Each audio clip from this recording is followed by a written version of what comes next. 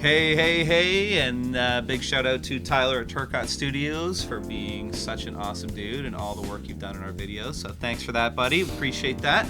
We are back for the final 9 holes of the FPO, Ontario Provincial Disc Golf Championships. We'll be crowning a champion. I am excited, and we're going to see the next chunk of action on the Ettyville course. And what a beautiful day for this. Just so sunny, so nice out there. Maybe a little too sunny. What do you know about SuperSpin? Do you know much about that? Well, that's the name of this course, Ettyville SuperSpin. Is it the name of the club as well, or is it just the name of the course? Yeah, well, I think it's actually the name of his property. Okay. And then, so the league that he runs out of there, and then they also have the Ettyville SuperSpin Open, I think, which would be his tournament that he hosts every year. So it's just, I think that's like if you had a company, like that's his name, his company name. But yeah, some awesome stuff. And I hear he's got some wonderful ideas about irrigation systems and water systems to help with the water flow in the property. That's going to make some actually really cool ponds and stuff. Really? And some nice scenery out there. So cool. Well, always big fans of John Pytel and all his work, so we look forward to going back and filming the next year of Provincials. We've got that booked. It's going to be an A tier, so for those of you that want to come out and have a great experience, I highly recommend coming out to play. When his tournament does come live and the signups are available, get your seat quick. And I also strongly suggest you come out and camp and hang out, and if you can't do that, book your hotel early. Otherwise, it'll be tough to get a spot. Okay, let's do this. all right. Hole 10, 595 feet. Tell me about it. There are 2 routes on this hole. The one that the camera is taking right now. All the way down here, you get out to this opening, and then you want to shoot up to the basket that's on the second mount. Okay. The other way is to go out the left side and hyzer around all of the beginning of this hole. So you want to hyzer out around all these trees. It's a very lefty shot. I'm going to go with Sandi taking the left route. Yeah. So it's a great shot, and the thing is it's a lot less risk. All you have to do is beat that first bush. You know, you'll probably be fine. Wait a minute. Are you taking the right route? I don't you don't remember. What disc do I have in my hand? Yeah. I think I'm taking the left route, and I'm anteing it around. Okay. Oh, there we go. Oh, yeah, there we go. I practiced both, and I think I initially thought I couldn't do that shot. That's a great shot. Yeah, it's probably better than any of the practice shots I had as well. That's tough right-handed as well. Folks, for those of you that haven't played on this course before, that's a way harder shot than it looks right-handed. That was textbook. Sandi was right behind that mount. That's to my right here. And so you want to get it far enough around, and that's kind of the risk. Okay, you're pulling the guns out now. It's obvious. I do. This is very much my home course, right? Bronte's so open and just bomb shots, so I'm in my comfort zone. All right, let's see what happens here. Okay. Funny enough, I remember that putt way more than the drive. It's funny how memory works like that sometimes. The putt. Because like the drive was so good, but you remember those negative things. Yeah. Yeah, it's weird how memory works like that sometimes. Sometimes you don't remember the certain things, and other things that you think are irrelevant, you just remember them so clearly. Yeah. For example, I remember the bushes in here were awful and thorny. Very thorny. And I remember cutting my leg on it. All right, moving into after hole 10, finishing it up, couple of pars, still a 4-stroke difference between the two of you. What's going on in your head right now? Like, do you remember? I do remember, to be honest. I can't remember, maybe talking to Tyler and being like, I don't even care. I aced a hole. I was so excited about the ace still. Yeah. You know, it's tough because me and Sandi compete so closely. Up until last year, I hadn't even ever beaten her before. And so that kind of broke the ground there. And then we've been back and forth. So it's kind of just another day out there. You know, we've both beaten each other quite a few times now. And it's just making the smart choices that you're not going to regret later. Are you, like, it's kind of an interesting question. Are you more interested in rating, meaning you're not trying to take too many risks here and just try to play the strongest golf you can? Or are you trying to win this particular tournament? Are you willing to take more risks to try to gain strokes? I think it's interesting because you said something earlier in the third round, the first one that we did commentary on, that I screwed up a shot and that Sandi had a opening there to make a big shot or something like that. Right. And I don't think either of us actually think that way. Okay. And I think that's a misconception about men versus women playing disc golf. Okay. So I think me and Sandi appreciate winning. Yep. But we were much more focused on having a good round. Got it. So rating really is a more important. Yeah, but not objective. And not. I think we both look at it differently, not in a sense of like what's going to get me a good rating, but yeah, like, that's coming across wrong. I'm not even meaning that. No, I think we're on the same page though. It's like what I want to do my best on this round so that when people look back at this round, they go, "Wow, that was a great round."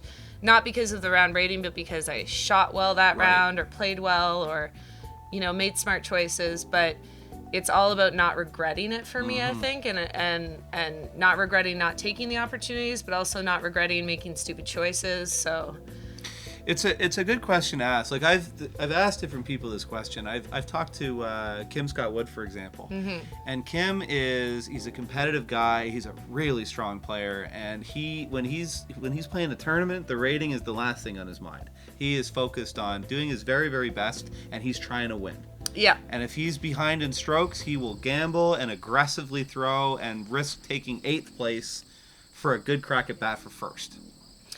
Yeah, I think I'm a naturally ambitious player anyways. Like, I would never play the way Sandi or Marty do. I think they're more conservative and they make the best choice. I make the maybe some might say like the right choice, where if I want to get a good shot, choice. Yeah, like I want to have like that shot. I want to get close to the basket. I don't want to just get in bounds. I want to be there for the birdie. So you don't mind risking a more dangerous shot to try to get a stroke back. Yeah. Got it.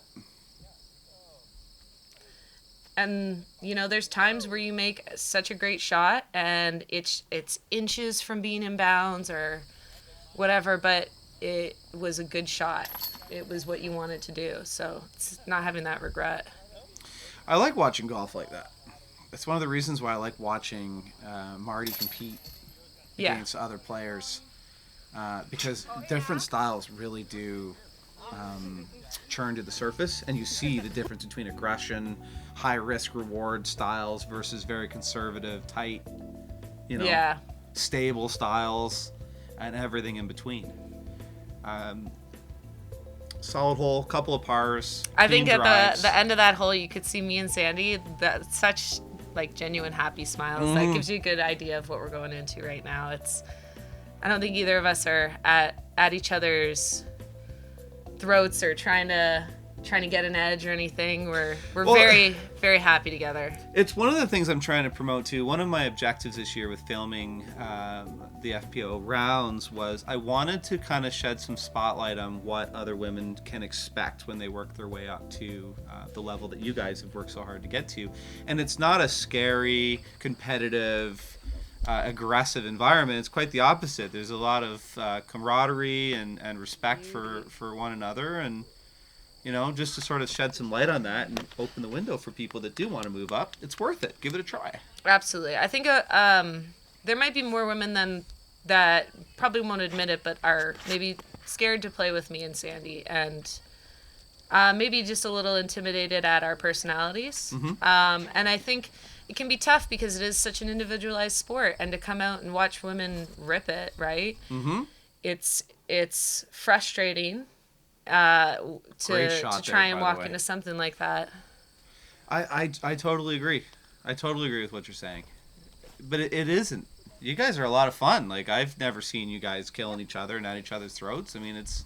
No, but I've played with some of the women earlier. At the end of last year, we had a bunch of women move up, and they were not as focused on having good shots. They were more focused on having fun. Mm-hmm. So when they see someone who's frustrated that they didn't have a perfect shot, they don't get it. And they're like, crazy people. Or that's, why do they got to be so aggressive or so frustrated when they had a great shot? And it's hard for them to want to play with someone that's got that competitive mindset. So I think that's a big shift going from FA1 to FPO, where you really are, you want to have a good time, you want to have fun, but you want to play a good round that you can maybe brag about a little bit after. Sure. Maybe compare to the men's rounds and be like, hey, I shot that on this hole, and, wow some people and feel good about yourself after. So I think that is a big shift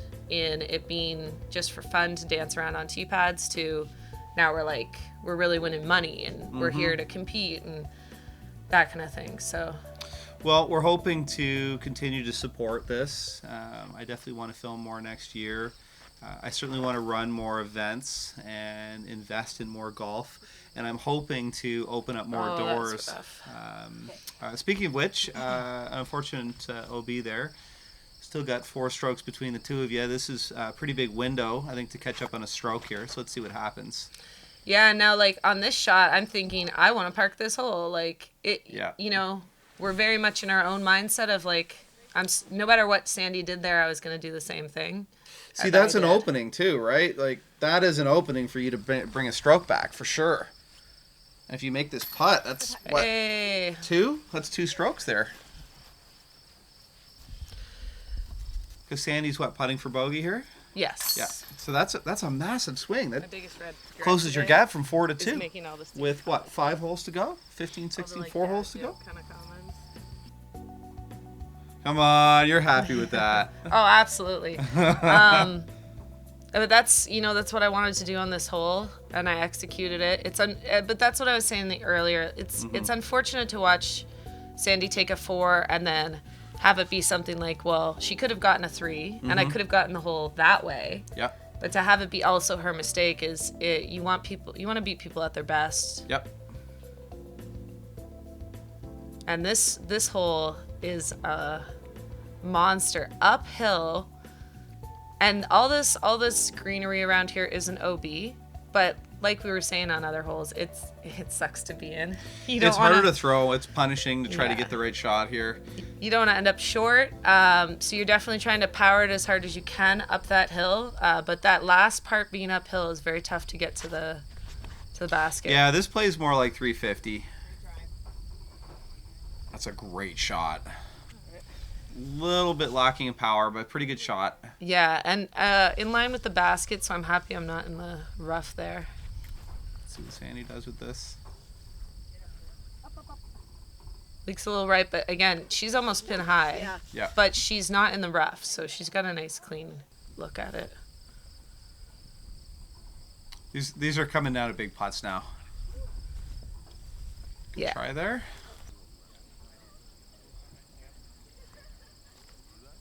Looks like we'll see a couple of par cleanups here and move on to the next hole for number 16. 3 holes left, 2 strokes difference. So I think it was right about here that I saw John Pytel. And I was talking to him and I was like, oh yeah, blah, blah, blah, that ace I got. And he goes, what? You got an ace? And I got to tell him about it because up until that point, we played 4 or 5 more holes. Yeah. People had been coming up to me, congratulating me, but I hadn't actually told anyone I got an ace.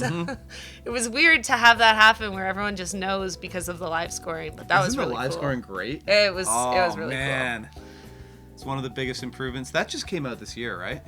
I think they had it last year for PDGA as a trial. Was it for everything or was it just A tiers? I think you just had to apply to it. I think it was just going through the effort of doing it. But now it's so easy to register your tournament for it, right? Well, we learned that too. It's actually pretty simple to operate now. They've done a lot of work, so much work in making it better. And one of the things I love about the sport is all the advancements they're making in technology now. Absolutely. Hole 16, 230 feet, par 3. This is an accuracy shot. All this grass here on the right is OB, correct? Yeah, and it's not a very far shot. I'm just throwing a suspect, so mid-range there. A little bit farther than I think you maybe wanted to be. Yeah, and that It's placement. It's, I as a righty, I have to go over the OB, so I didn't want to end up in the OB. So you end up with a longer putt, but make the putt. Great shot. That's all you got to do. That's an excellent, excellent shot. So definitely we're putting on the pressure here. It's going to be an exciting last few holes. So we've got 2 holes left after this. Yep. Big pressure putt for Sandi. Definitely doesn't want to give up that She stroke. crushes it. Look how happy she is. Snagging that mini off the ground. I almost feel like those putts are more scary, right? Because you have to make them. Yeah, and with live scoring, I mean, it'd be like that if there wasn't as many people in our division. Like, if there was more people, we'd need to know. But even with the live scoring, like, you're staring at it over and over every hole. So we know what we're doing. We know where we are. Look at this shot. No holds barred. And so, that was a necessary one for Sandi to get. That was a great putt. All right. 2 holes left, 2 strokes. You're putting up an Anybody's excellent game. round, 5 down round. I mean, look at this. Look at this madness. Had to keep it exciting. And that's the thing. Like I said, I have no regrets in this. I am being ambitious and going for it. So Excellent. that is my game plan. Hole 17, an island shot. OB all around. So this is the 4th island. Dangerous as dangerous can be. Oh, maybe 5th island. This might be the 5th one. It's up there. This there's a lot. is like a big swing hole. A lot of people are blasting it, and you don't care at all. You're just blasting over OB. Big shot. Jesus, what a shot! Nicely done. What are Yeah. you, 25 feet from the pin? Yeah, I think I overshot it a little bit. When I practiced this, I actually broke one of the lights under the basket. Sorry, no. John. Oh no! All right, big putt here.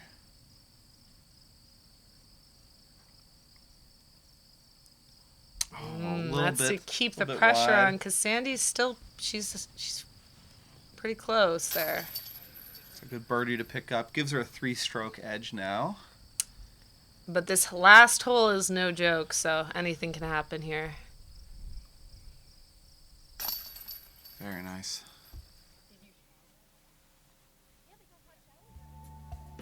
I just love the look of this property. We put the drone up quite a bit over it, eh? Yeah. So interesting playing with 2 people. We did have to have a propagator walk around with us or not propagator, sorry, someone who could just call the rules. Oh, an official. okay. An official, yeah. So you have to have 3 people on a card, and if you don't, then the TD can assign an official. So that didn't come up at all. Me and Sandi are pretty honest with each other. Yeah, I mean, honestly, the sportsmanship at the MPO and FPO level is very, very, very high. There's very, I think I've seen an issue maybe once in the last couple of years. Yeah, and me and Sandi have played in a lot of American tournaments where there is that high-end competitive level and a big competition field in the FPO field, and I can fully say that I've never seen a female player, or male, but a female player do anything that was like intentionally malicious. So it is a different level of competition that like everyone you can assume is going to be reputable. You can assume everyone's going to do what they need to do. Sandi and Marty as well are phenomenal role models for sportsmanship and respect of the game's rules. Even to their detriment sometimes. Yeah. I've seen Marty and Sandi, actually both of them. Actually, I've seen you do it before too. Just call yourself on rules and triple check things and make sure things are respectable, you know? Yeah. And there's me and Sandi going completely different routes, but those willow trees are not to be messed with because Sandi just got to the other side, but there's a little path there that you want to kind of get over because that's an island green. So if you go into those bushes there, you end up OB. I just made it over. You really don't want to go into that. Sandi takes no risk here either. Just a layup shot. She knows she's got enough room to burn a stroke or two just to get up safe. doesn't want to go OB and get bamboozled. We've seen that before. Yeah. And at that point, like, I knew I wasn't going to take it with that stroke or anything, but I really wanted to make that last putt. Mm-hmm. You always want to finish out strong. And so there it is. Solid effort, solid sportsmanship. Solid play, though. Just smart golf. She took the risks when she felt comfortable, and she coasted when she needed to, and she played smart golf. Thanks, buddy. Aw, that's Mr. Turcotte, our in-house editor as of late, running Spotlight Studios. Certainly helping Adam's job out, make his life a lot easier. So we thank you, Spotlight Studios, and Mr. Turcotte for all the work you do. A pretty exciting event. 3-stroke difference between the two of you after, 72 holes? Yeah. I mean, crazy close, guys. You're not going to see golf much closer than that. Interesting, too, because same birdies on 13 and 16, and different birdies on hole 14 and 17. Other than that, pretty similar play. Yeah, I mean, me and Sandi, like I've been saying, we're very close in our skill level, I think, but completely different games. Totally different way of playing. Very different styles. I mean, she's lefty as well, like totally different game, but to be so close is really cool, so... So a tribute to this course overall, I don't think there was a big difference being lefty and righty. I certainly think there's a few more spots where there's an advantage as a right-handed player, but I think Sandi adapted to that very well. And the left-hand spots, on the other hand, were very punishing. And I think you adapted to that very well, too. So great golf. Thanks so much for playing and showing that and coming into the studio and doing some commentary on it. Well, thank you to True North and Top Link. They are, me and Sandi, both of our sponsors. And thank you, Sandi, for the competition. That was great, and congratulations. And a big shout out to the ODSA and John Pytel for running this, DD and Prodigy, and yeah, it was really great. Daredevil Discs. Innova. Don't forget those guys. And and the Ottawa Disc Golf Club. Yep. That's right. I knew there was one more. Yeah, so that was great. Thank you so much for doing this footage. It really means a lot to get the women's coverage out there. That's great. Well, we're so happy to do it, and it was one of my objectives this year was to get as much coverage as possible, and we're certainly got more action coming with Timmel, so we'll have you back, and stay tuned for that because we're going to have a special guest joining you. So once we get that deal done, we'll announce that, and it'll be a little bit of an exciting thing. And everybody, thanks so much for joining us, for watching our coverage. It really helps support the industry and our shop and everything. So thank you so much for joining us, for doing the commentary. It was an exciting match. Congratulations to Sandi Hendel. You certainly deserve it. You played so well and so hard, and you crushed. So thanks so much. All right, guys, enjoy the coverage. Stay tuned. Next up will be the chase card for MPO, and then we'll be moving into 4 awesome rounds of the MPO lead card. Yeah, so, we'll see you soon. Stay tuned for some more FPO coverage from Timmel. Absolutely. Thanks, guys. Bye-bye.